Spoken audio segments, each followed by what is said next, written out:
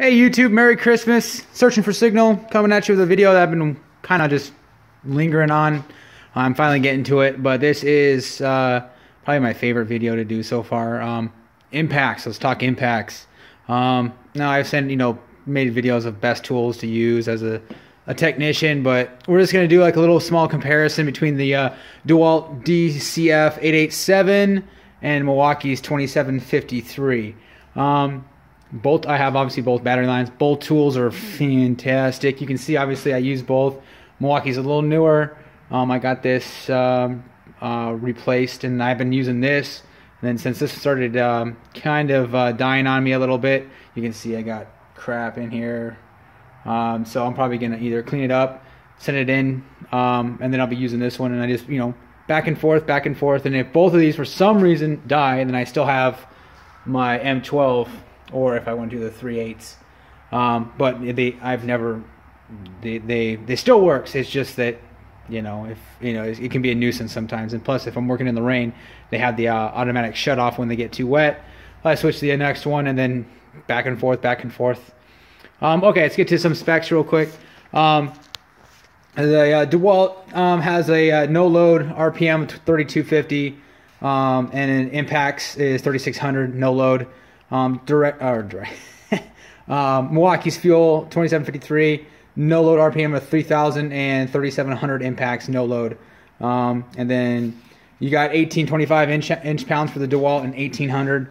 To be honest, I mean, I know I'm a Milwaukee fan, but I think the Milwaukee feels a little more torquey than the DeWalt. Now the DeWalt, I can't remember when it was brand new, but this one's actually it has many more hours of use than this one does. Obviously, it looks old to be fair, but both are fantastic tools. You can't go wrong. Let's see. I guess if you want to take a look at them side by side, get a better lighting here. I mean, they're pretty much, the grips are pretty similar. If I was gonna say, it just by the feel of it. DeWalt has a thinner grip, and since I have a little bit larger hands, the Milwaukee feels a little better in my hand.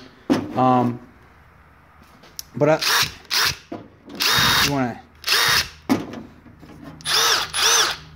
I do like DeWalt's. Obviously, I think it's in some other videos. There are three LEDs. I do like that. I think it's far superior than their one LED for Milwaukee fuel.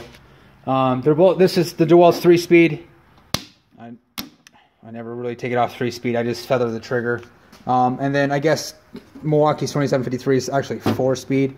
I never take it off 3-speed. Now I will say sometimes I hit the button and it switches over, and I'll be trying to sink a lag bolt, and then it's just just impacting out on me because it's on setting 1 instead of setting 3. It's a little annoying, but that doesn't happen very often. Get the back end here. You can't see. I think maybe the DeWalt's. I mean, they're so close. Maybe the DeWalt's a little taller. Now the Milwaukee is a 5 amp hour battery, so if you think the battery looks bigger, it's because it is. This is a 3 amp hour battery, so pretty simple. I mean, both tools are fantastic. The wobble. I know I got a viewer request. The wobble on the DeWalt. It's getting there. I need to get that fixed. So it still functions as a tool, still does the job, but compare to a newer Milwaukee.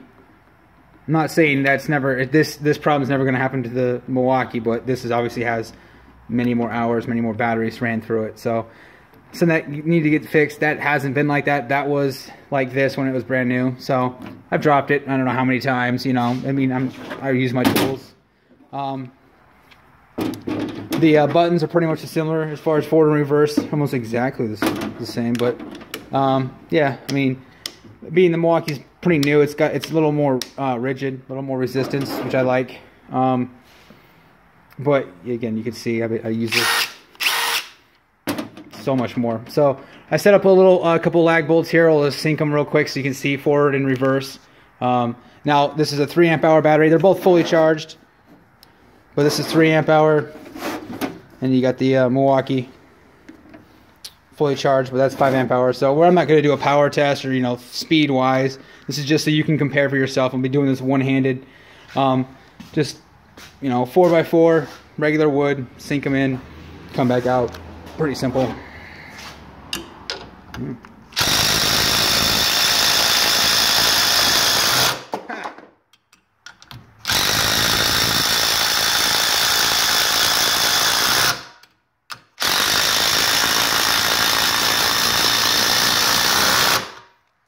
Yeah. Like I said, it gets the job done.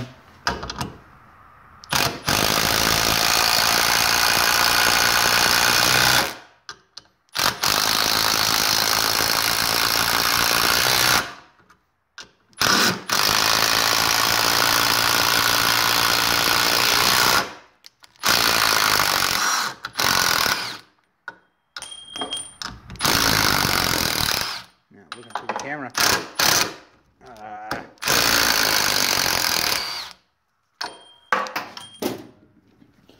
Dewalt.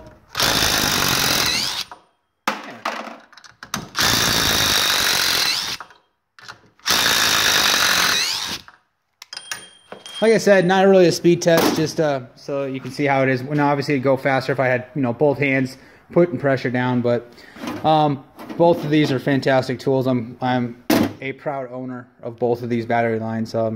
Yeah, there's nothing to dislike about either. I mean, you're not going wrong with it if you buy either one of them. As far as a satellite technician, I require this. This is an impact is mandatory. You can get away with, you know, a drill and using it obviously to do screw clips in the siding and whatnot.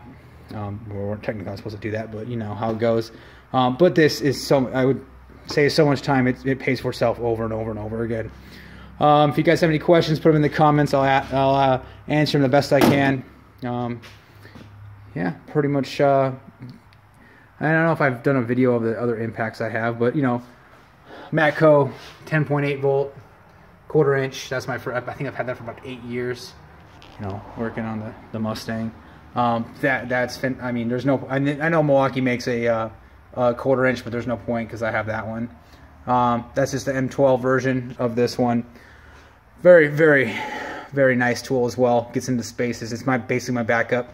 3/8. I carry this on my van because in case I have a flat tire straight up, there's no other reason. There's not, the satellite technician world does not require something that has over 200 foot-pounds of torque. There's nothing, but obviously a lug nut comes right off with that one. And then obviously 2763, the Big Daddy. That's for, well, really, I mean, there's nothing I really absolutely need it for. I think the 3/8 will pretty much take everything off the Mustang. But in case they have a rusty bolt or anything like that, you know, better to have it, not need it, than need it and not have it. All right, guys, Merry Christmas, Happy New Year.